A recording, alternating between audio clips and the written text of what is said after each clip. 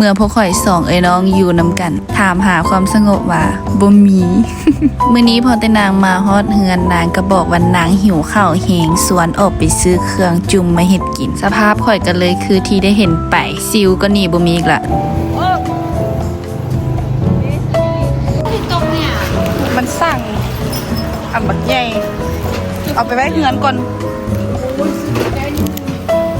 แล้วสิเฮ็ดจังได๋นั่งกันยังนะโอ้ยจิมันบ่ได้มันสิแตกมันปกคลุมแล้วมันแตกเฮ็ดจังได๋มันด่านะนางบอกแต่ว่ามาซื้อเครื่องจุ่มแต่นางบ่ได้บอกว่านางหั่นน่ะสิมาให้คอยแบกเครื่องให้นางย่างเข้ามานางก็ย่างมาตู่ปิวก็ตาเอียงก็บ่เอาค่อยนี่เป็นคนไปเอามาให้คันว่า2คนนี้ได้ซื้อเครื่องตอนหิวแล้วแม่นบ่มีไผเบรกไผ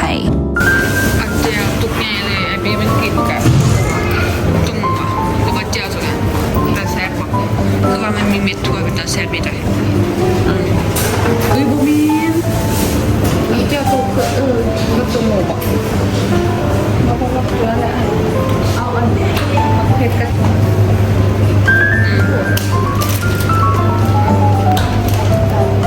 เอาไปจืดเดี๋ยวเอาเสือห้องให้น้องกินบ่是ก็เป็นตาย่านแท้จ่ายก่อนอีกจ่ายเลยดิ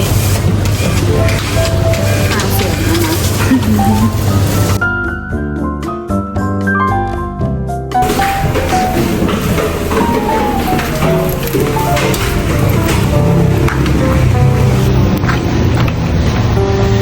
ถ่ายยังหลวงนี่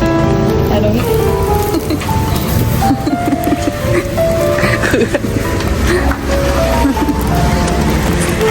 ไม่อยากบอกเอาของอันนั้นมาใจจับโอ้ยซื้อมาเมื่อกี้จัดมาซ่านซื้อจัดซื้อถ้วยพอดีเอาติดล้างนี้เลยล้างใส่เลยใส่อย่างล้างใส่เจลดิโอ้เดี๋ยวอันนี้ก็จานใหม่จานใหม่โอ้ยจานมันอันนี้จอกอย่างจอกนางซื้อมากินเบียร์ใครบุ้งดูว่าซื้อขนมสุกรชิมันเฮ้มันดุกดิก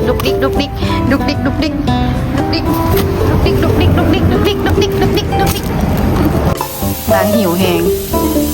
นางจัดจานจุดเบิดน้องสายมาได้ทันเวลาแบบเลี้ยวขนาดละมาฮ้อนนะ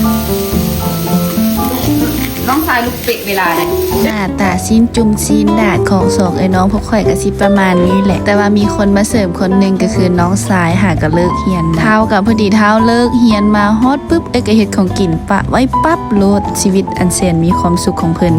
กินอิ่มแล้วเป็นอันนั้นเนาะ